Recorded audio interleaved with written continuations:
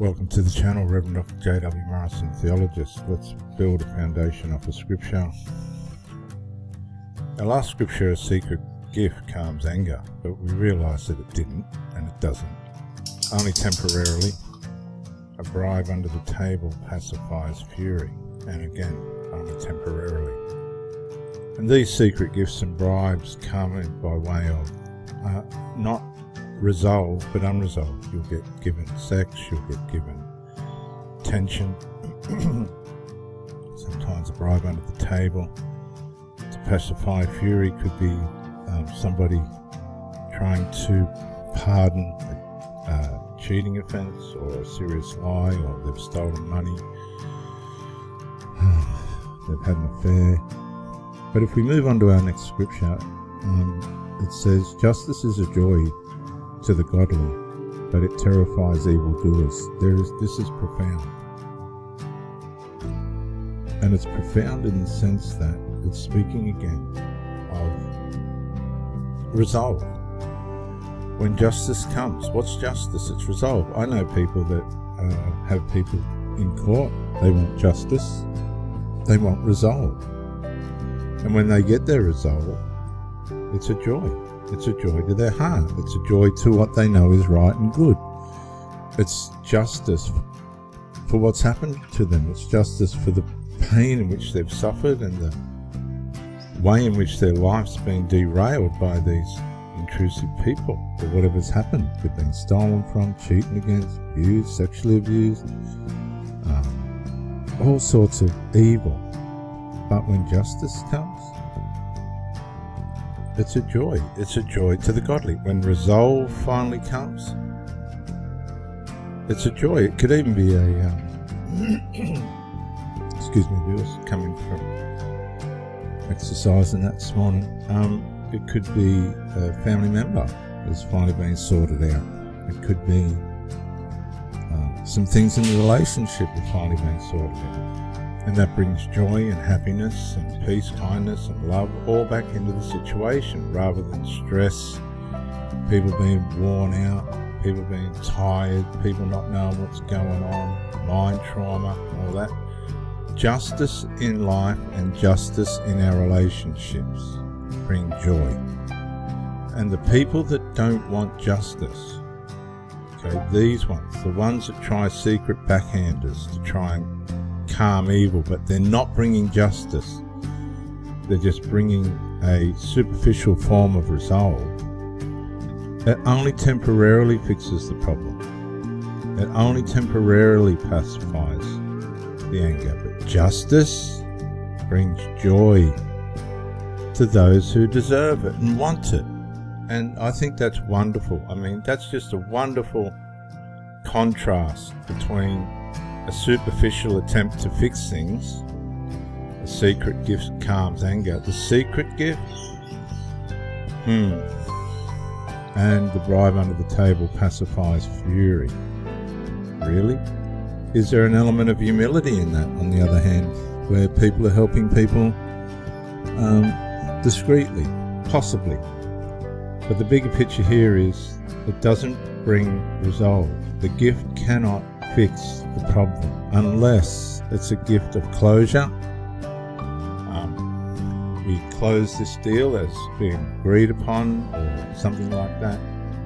The point of the fact of the matter is it's much clearer when justice is served on the problem and the balances have been weighed and it's all leveled out, the ledger's balanced, and everybody's gotten back to power.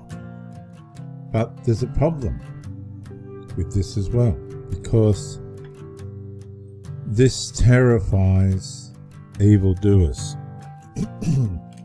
Now, the big picture of evildoers is these are people that don't want resolve. They want to continue in their behaviour. They want to continue in breaking things down and busting things up and wrecking things and destroying things. These people are the ones that cause anger and fury, but it's out of their own anger and fury. Unresolved inside somebody will multiply unresolved. Okay? And as over the last 20 or 30 years, I've spent thousands of hours in the Proverbs. Right? I used to play the Proverbs over and over. I played them over and over for 6 months straight, just on this little iPod thing. Love the Proverbs. Taught my sons to listen to the Proverbs. I have to give them 10 points for that. But evildoers don't want or can't find their way into resolve. It's just something that they seem to be blocked from. And I don't know what personality trait you put that into, and I'm not going to try to, but I can say it's how the sinful nature works. It wants to keep people away from common sense, and these people end up in the company of the dead, the sinful dead. Jesus said, let the dead bury their own dead. He's talking about people that are undeveloped. They haven't chose to develop. They haven't chose to deal with the things inside themselves, or they haven't realized they need to. They're dead. They haven't got a realization of themselves. If we go to the person who strays from common sense, this is the person really in a way that's handing out secret gifts to manipulate resolve rather than bring proper resolve, and bribes under the table again to manipulate how a person feels, but not fixing the problem. Are you with me? I used to watch the bikies do this. They swap dope, or somebody just come along and give someone a bag of dope and just keep walking, even though there was problems between them. That was a way of saying our problems are solved. But it was only superficial. It was only temporal. The real issue underneath was still there. And so when push comes to shove, you can't, and things have to be resolved, just passing smokes around or dope around or beer around ain't going to fix it. And these people end up in brawl. And it's all too late once people have been killed or maimed or psychologically damaged for life.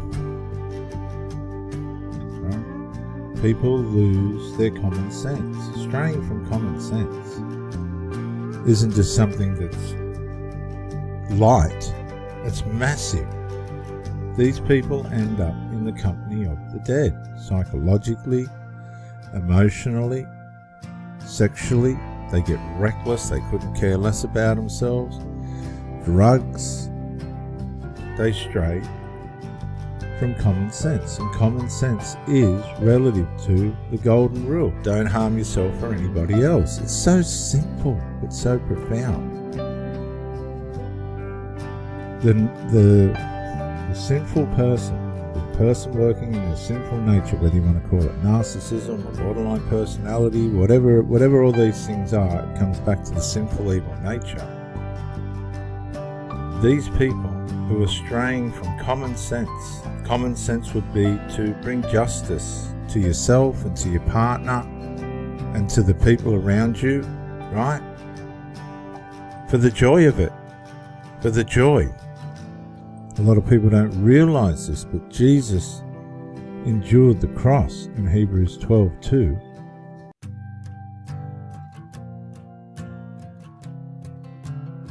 For the joy set before him, he endured the cross. He knew that it was going to bring resolve. Hebrews 12:2, if you want to look it up in the Holy Scriptures. For the joy set before him, Jesus endured the cross.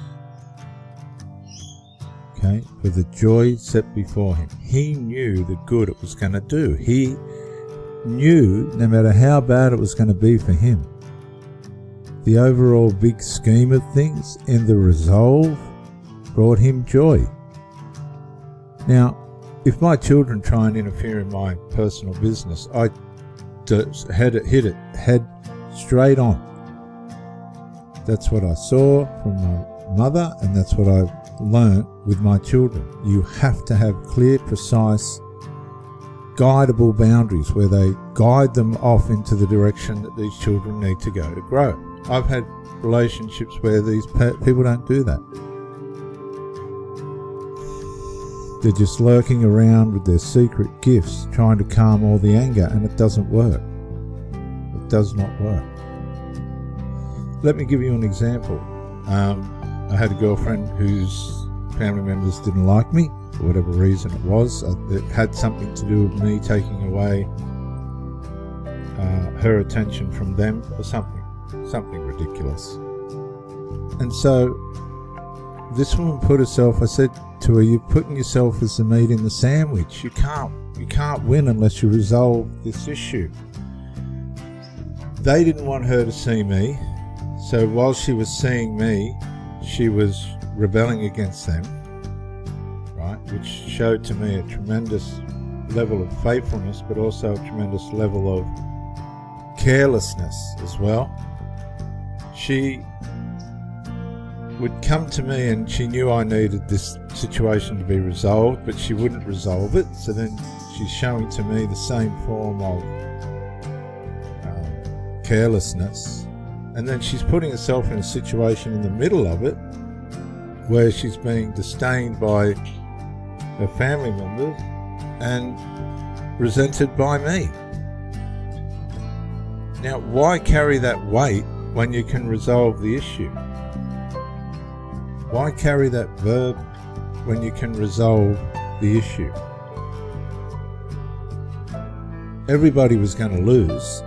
There was no winners, whether she went back, lost the relationship and goes back to a default. They don't lose, the light's gone. They just go back into their default of 0 and negative, debit. Because the light's gone, the relationship's gone. Oh, they'll try and replace you and everything, whatever, but it doesn't work. Everybody loses. Why?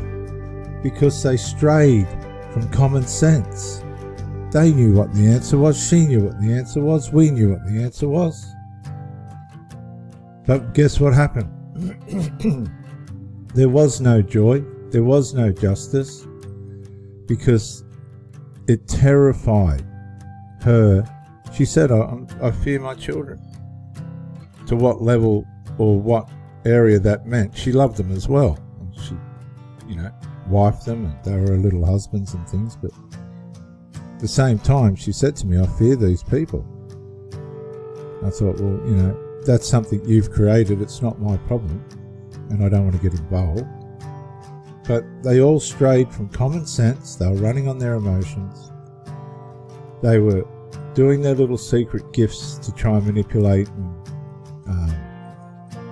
control one another. And where did it all end up? And this is what I was trying to prevent. It all ended up back at 0. I hope this has resonated with you. You can see how people lose their way in relationships by lack of boundaries and resolve. Boundaries aren't everything, but they are a place you can start. You don't have to put up concrete walls. You might start with a little picket fence and build on that, if you know what I mean. But a lot of people, in too many cases, they're straying from common sense, from the simplicity of resolve, and trying to find other ways of fixing things, which doesn't work. They're on a temporal. And they're ending up in the company of the dead. And I've seen this so many times. I've seen this so many times and time again. And I'm dead set against it. That's why I do these videos. Find resolve. If you can't find resolve, go your separate ways, but at least you tried. And you can have joy in that. If you haven't tried, no. This is Reverend Dr. J.W. Morrison, Theologist. If you enjoyed this video, thank you for joining me, and bye.